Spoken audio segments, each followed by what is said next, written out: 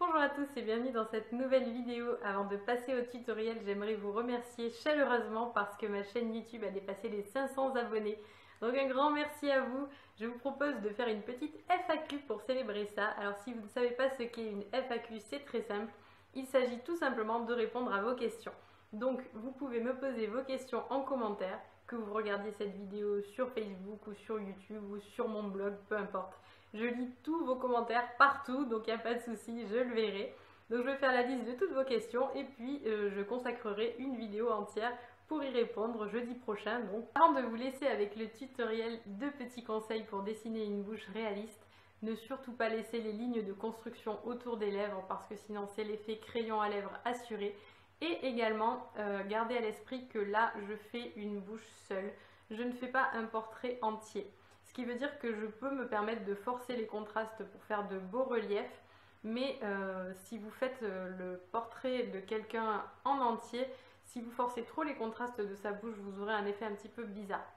En particulier si vous dessinez un homme. Si vous faites votre portrait en couleur, il vaut mieux choisir une couleur assez proche de celle de la peau, vraiment juste un ton au-dessus. Idem si vous faites un enfant, c'est encore plus important peut-être même. Et si vous faites une femme, à moins qu'elle porte du rouge à lèvres, ce conseil est valable également. Si vous travaillez en noir et blanc, la bouche doit être également à peine plus foncée que le reste de la peau pour que l'on n'ait pas l'impression que votre sujet porte du rouge à lèvres.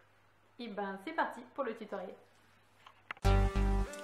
Avant de dessiner la bouche, j'ai dessiné le nez pour vous montrer comment utiliser le nez comme point de repère pour pouvoir placer correctement votre bouche et dans les bonnes proportions. Donc ce que j'ai fait, c'est que j'ai utilisé la largeur entre les deux ailes du nez comme un étalon. C'est-à-dire que sur mon modèle, j'ai pris cette distance. Alors avec mon crayon, on voit que j'ai mesuré de la mine jusqu'à mon pouce. J'ai mesuré donc la distance entre les deux ailes du nez. Et ensuite, j'ai comparé cette distance avec la distance entre le bas du nez et l'endroit où les lèvres se rejoignent. Donc vraiment la bouche, pas le haut des lèvres, mais la bouche.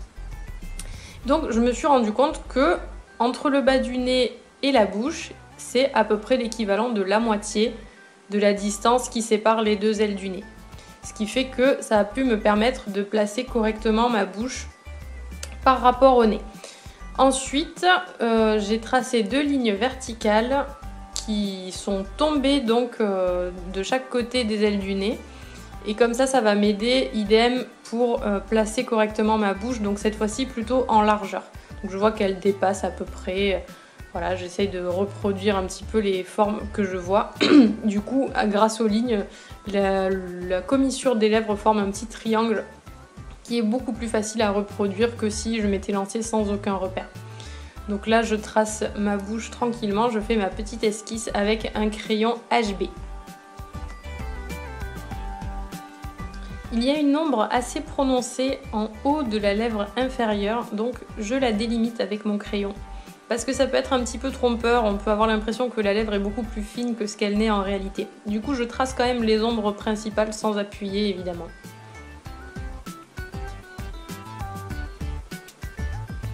Alors l'endroit où les lèvres se rejoignent, ce n'est pas une ligne parfaite. C'est une ligne qui a des creux, des bosses, donc c'est important de les représenter, c'est ça qui va rendre votre bouche plus réaliste. Là je fais l'ombre avec le crayon le plus foncé dont je dispose, qui est un crayon 8B. Et encore, je n'appuie pas énormément pour l'instant, je vais venir foncer ça au fur et à mesure. Donc là j'ai repris un 2B pour les parties qui sont moins ombrées que l'endroit où les lèvres se rejoignent, mais quand même qui ont une certaine intensité. Les traits que je trace pour remplir mes lèvres donc sont dans le sens des courbes. Si vous regardez bien une bouche, il y a plein de petites courbes qui partent du centre de la bouche vers l'extérieur. Donc déjà à ce stade-là, je suis les courbes et là je suis en train de le remplir dans l'autre sens pour essayer de créer vraiment le volume. Donc mes traits se croisent en fait, hein, mais ils gardent quand même un certain arrondi dans un sens comme dans l'autre pour essayer de lui donner son côté charnu.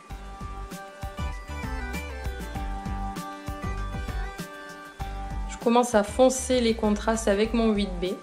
Et pour l'instant, je m'occupe pas trop des détails, des reflets brillants, tout ça, je garde pour la fin. Là, je suis vraiment en train de repérer mes valeurs principales. Et je commence déjà à tracer les premières courbes des lèvres. Une fois de plus, j'ai pris modèle sur ma bouche. Comme on en plaisantait sur Facebook, à la fin on pourra reprendre mes 3 vidéos de l'œil, du nez, de la bouche, faire un montage et on aura mon autoportrait.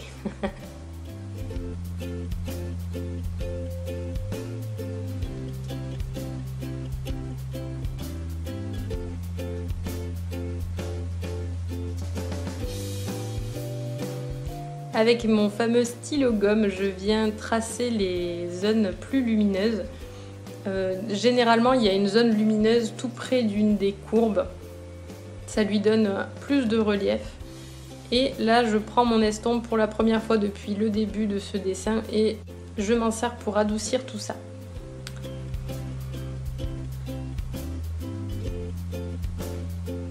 Alors j'essaie de ne pas estomper évidemment les reflets que j'ai créés avec la gomme parce que sinon ça n'aurait servi à rien. Mais j'estompe les lignes. Et en fait ça remplit mon papier, ça donne à mes lèvres plus de présence. Et tout le long du dessin ça va être ça. Je fais des détails, j'estompe, je refais des détails par-dessus, j'estompe à nouveau.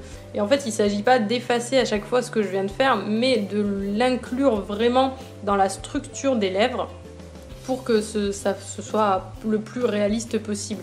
Quand j'estompe, je n'efface pas totalement.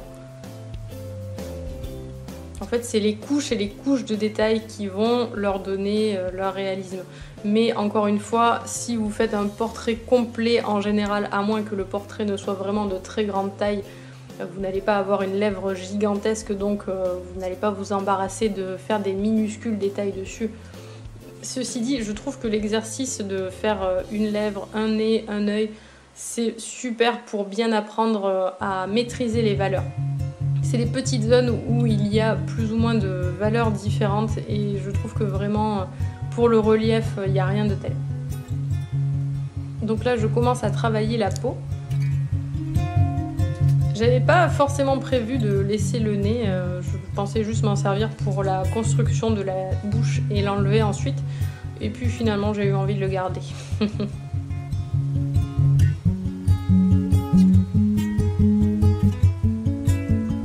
Donc même quand je construis ma peau, alors d'habitude je la crayonne pas, j'utilise juste le coton qui contient déjà du graphite. Mais je me suis rendu compte dans mes dernières vidéos que ça ne se voyait pas très bien à la caméra. Donc je préfère accentuer les contrastes de la peau et les faire au crayon cette fois-ci. On va voir si ça rend mieux, en tout cas je l'espère.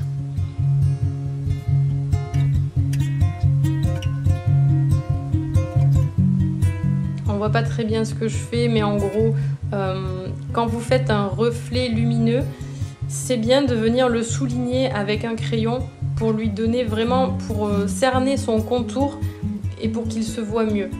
Alors évidemment, c'est pas quelque chose à faire en appuyant comme un fou, hein, ça doit rester discret, mais ça leur donne vraiment beaucoup plus de relief. Je trouve que ça rend beaucoup mieux si on prend ce temps-là.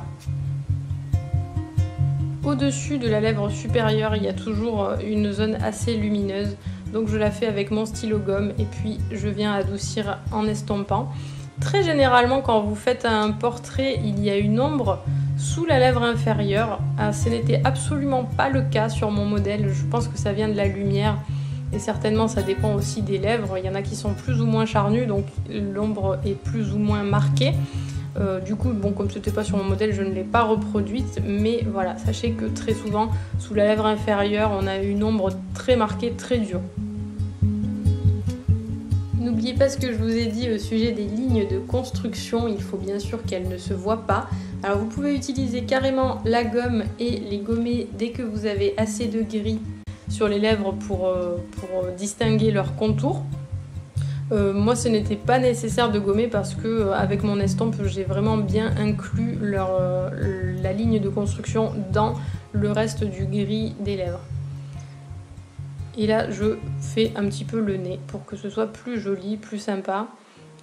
Et ça vous permet de voir en même temps comment j'utilise les ombres pour faire sortir le nez. Et je n'utilise pas de ligne. C'est vraiment uniquement de l'ombrage, de l'estompe. Et il ressort grâce à ce contraste entre l'ombre et la lumière.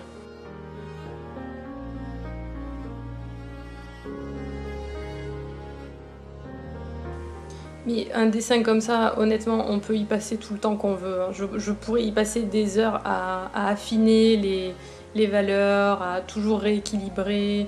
Et au final, bien sûr, plus vous passez de temps sur votre dessin, plus ce sera impressionnant. Maintenant, bon, il faut trouver le juste milieu.